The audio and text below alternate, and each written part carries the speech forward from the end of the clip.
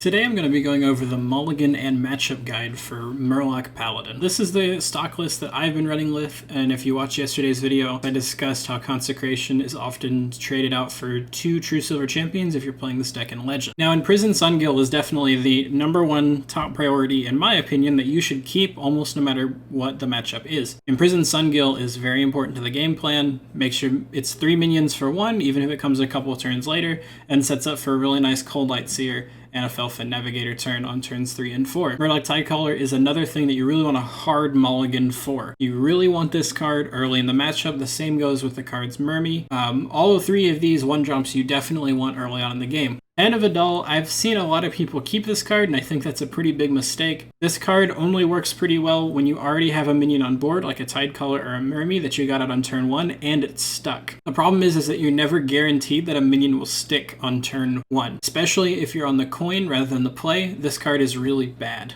Hench-Clan Hogsteed is pretty important in the Demon Hunter matchup. You want this to trade into your Demon Hunter's Battle Fiend, and in fact, this is the only card that will save you in the Demon Hunter matchup.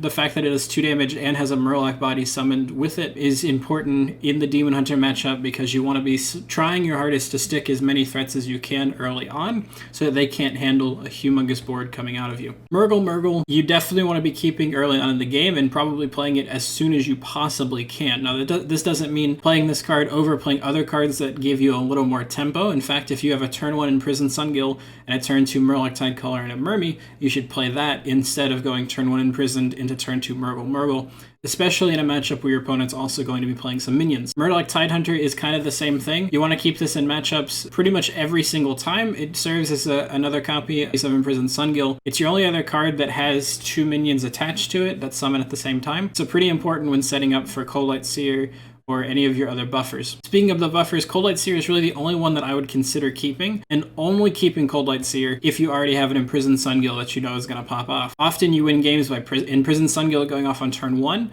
and then on turn 3 playing a Coldlight Seer, and then turn 4 adding more to that board with a Warleader, or any other of these other cards. Felfin Navigator is just enough usually to win you the game. But other than that, I would really be hard mulliganing for any of the cards that are really sticky or very good in your early game. So any of these 1-drops, Hench-Clan Hogsteed and Murgur Murgurgle and Murloc Tidehunter, those are really the cards you are looking for. Underlight Angling Rod, I almost always wish to have 1 copy of this in my hand. This card is really strong in your opening, especially against Hunter and other mirror matchups. This card is really strong right now. Not only is it just a 3-mana 3/2, but it also gives you a lot of extra options, so popping this as early as you can is often very important. So now let me go ahead and talk about the matchups and what cards really shine in each of the matchups. At the moment, the best deck in the format is Highlander Hunter, and probably the reason you're playing this deck is because Highlander Hunter has a very hard time dealing with going wide minions. So in this case, you really need to prioritize all those minions that go extra wide. So Imprisoned Sungill, Murmy, Murloc Tidehunter, all these cards, those are really what you want to be prioritizing, getting those out and going wide, and then buffing as soon as you can. Underlight Angling Rod is also super important and really the all-star in this matchup. It allows you to trade one of their early minions with your face and then be able to go even wider because they have less options to trade with. So a very strong option overall. In the mirror matchup, Hench-Clan Hogsteed becomes a little more valuable.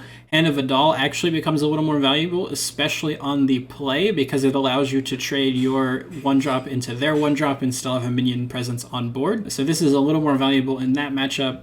Again, Underlight Angling Rod is very vital to this matchup as well because it allows you to trade face damage for one of their minions very strong. Consecration is another option you may want to consider keeping because it allows you to deal with their early board. The Druid matchup, you want to be very aggressive. You want to, of course, prioritize all these 1-drops like I've talked about, but anything that really puts a body on board is pretty important. In fact, I would even consider keeping Fishflinger if you didn't have another good 2-drop, just because it allows you to put a lot of pressure on very early. You are the aggressor in this matchup, and you really want to kill them before they can get to their 10 mana and plop down a Ysera and get value out of her. Now, your warrior matchup is probably one of your worst matchups at the moment. It's very difficult to win this. I've found that going super wide against them often isn't very helpful to winning the matchup. In fact, making a minion as large as you can is probably the best way you win that. Hand of Adal really helps out with this. So if you can get a minion to buff with Hand of Adal and even buff 1 or 2 minions with Felfin Navigator, Coldlight Seer, because their main way to deal with your board is by playing a risky skipper and a bunch of minions out.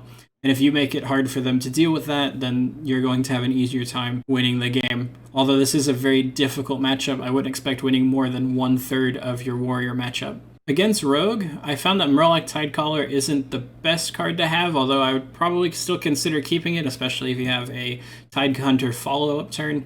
But I found that it's just very hard to stick a Tidecaller because, yeah, you have backstab, but it's so easy for them to deal with it, and they're going to be mulliganing hard for it. One thing to remember is that Rogue is one of the few matchups that they don't have a board wipe, so they're not going to be able to deal with early Imprisoned Sungill or an early Murloc Tidecaller, especially if you put Coldlight Seer or any other buffs on them. They're going to have a very hard time dealing with that kind of board. So maybe even consider keeping Fishflinger just because it's 2 cards for 1, and just putting out as many minions as you can and going as wide as you can. Tempo Demon Hunter is also a pretty bad matchup even after they've had all of those nerfs. Underlight Angling Rod is a lot better in this matchup, same as Hand of a Dull. Both pretty powerful in this matchup and just allows you, other than that, just try going as wide as you can as fast as possible. It's unlikely that they're running any sort of board wipe, and just hope that you can get pressure on them earlier than they can establish a dominant board presence. Tempo Demon Hunter is one of the few matchups that I often consider trading rather than just going straight face for most of the game, mainly because if they ever establish a dominant board presence, you will likely lose. So if you get a wide board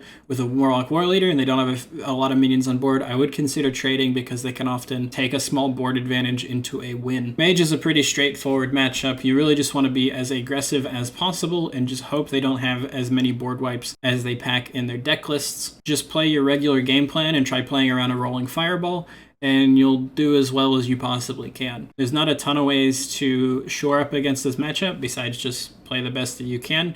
It's generally a pretty bad matchup against Mage. Priest is a good matchup because even though they have a lot of board wipes, you just have to play around Breath of the Infinite. That card is very difficult to deal with, and so causes you a lot of problems if you haven't buffed your board already. So Coldlight Seer becomes much more valuable in that matchup. They often have a hard time dealing more than 2 board wipe damage. I would consider trading most of the minions that they put down. They're not going to be able to keep up with your board presence, so trading into their minions to deny them an Apotheosis is pretty strong, especially in the early game where that life advantage might actually add up, and especially because if you're going to trade into a minion that's already been buffed, it's probably going to take more than 1 trade, which means they're gaining a lot of life off of it. Probably eating their minions if you can, otherwise just kind of hope for the best. The only games you really lose are when they get a large taunt and an Apotheosis that you don't have a Toxfin ready for. So drawing a Toxfin later on in the game is pretty important to winning this matchup, especially if they play a bunch of taunts, but a lot of times you can just go underneath them before they can really stabilize. The Warlock matchup is pretty tough, mostly because they have a lot of early game board wipes. Murgur Murgurgle is probably the most important card in this matchup. In fact, most of the games you win are going to be off of playing the Murgurgle Prime and winning off of that card, because that's a very difficult spot for them to come back with, unless of course they have a Twisting Nether. So just try to play around as many board wipes, get an established dominance of a dominant presence on board as early as you can, and don't overcommit to the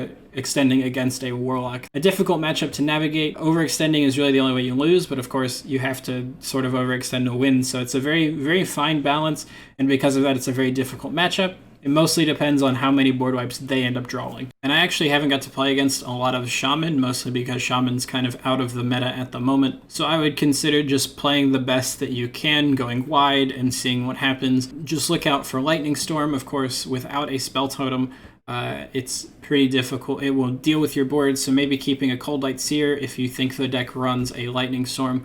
But other than that, they're probably not going to run a ton of board wipes, and so you should probably just be as aggressive and fast as you can, and they probably won't be able to keep up with you. I think that's just about everything to prepare you to play this deck. Tomorrow I should come out with some of my gameplay to see how I navigate each of the matchups. So thanks for watching. If you like this video, don't forget to like it and subscribe if you haven't already. I hope to be publishing content on a more daily basis. If you notice, my video came out on Tuesday. I've been doing 3 a week, and I'm going to work towards 5 a week and see what happens from there. I also have a new Patreon, so if you would like to look in the link in the description. I offer one-on-one coaching at different tiers, and if you have any suggestions for what else I should add to that Patreon, please be sure to put that in the comments below. So anyhow, thanks for watching, and that's it for me.